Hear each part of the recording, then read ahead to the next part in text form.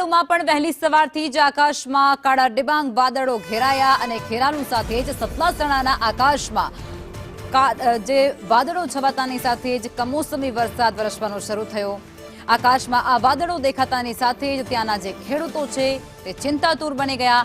પાકમાં નુકસાન જાય તે પ્રકારની ભીતિ સેવાઈ રહી છે, કારણ કે ત્યારે બાજરી અને જાર, મગફળી સહિતના પાકોનું વાવેતર થયેલું છે અને એ તમામ પાક અત્યારે લણણીની તૈયારીઓમાં છે।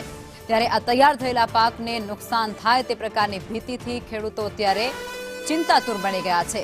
વાદળો ઘેરાતાની સાથે જ વાતાવરણમાં ઠંડક પ્રસરી જવા પામી હતી અને આખું જ વાતાવરણ એ ઠંડુગાર થઈ ચૂક્યું હતું, એટલે એના કારણે લોકોને અસહ્ય ગરમી અને ઉકળાટમાંથી રાહત તો મળી છે, પરંતુ ત્યાંના ખેડૂતો છે તેમના ઉપર પડ્યા પર પાટું જેવી સ્થિતિ સર્જાય તો નવાય નહીં, કારણ કે આ પહેલા પણ માવઠું એ માર આપી ચૂક્યો છે અને ખેડૂતો એ મારને સહન પણ કરી ચૂક્યા છે, પરંતુ ફરી એકવાર ઉનાળાની અંદર પણ આ જ પ્રકારની સ્થિતિ આ કમોસમી વરસાદને કારણે સર્જાય તેવો ડર અત્યારે ખેડૂતોને સતાવી રહ્યો છે।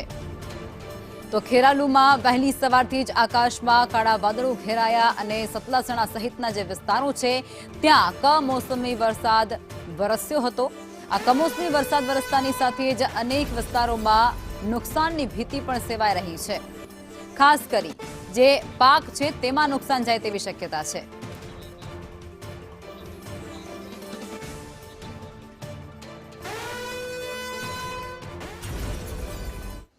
અને આજ મુદ્દે સંવાદદાતા મનોજ અમારી સાથે જોડાઈ ચૂક્યા છે।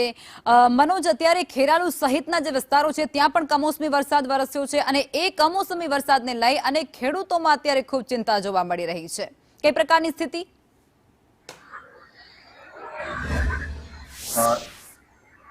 જે લોકમાં વહેલી સવારે જ ખેરાલુ અને સતલાસણા પંથકની અંદર વાદળછાયું વાતાવરણ થયું હતું અને કાળા દિબાંગ વાદળોથી સમગ્ર આકાશ ઘેરાયું હતું, પણ જો કમોસમી માવઠું ન થતા ખેડૂતોમાં ક્યાંક રાહત જોવા મળી હતી અને વહેલી સવારે જે આકાશમાં વાદળછાયું વાતાવરણ થયું હતું તેથી વહેલી સવારે તો ખેડૂતો વધારે ચિંતામાં પસરી હતી, કેમ કે આ જે અમારો ખેરાલુ અને સતલાસણા પંથક છે ત્યાં બાજરી, જુવાર જેવા પાકોનું વધારે પ્રમાણમાં વાવેતર થતું હોય છે, પણ કમોસમી માવઠું ન થતા ક્યાંક ખેડૂતોએ રાહતનો શ્વાસ લીધો છે। જી, અને હવે જે પ્રમાણે આગાહી વ્યક્ત કરવામાં આવી છે તેને લઈને શું પ્રકારની સ્થિતિ છે? ખેડૂતો દ્વારા કઈ પ્રકારે તૈયારી હાથ ધરવામાં આવી રહી છે?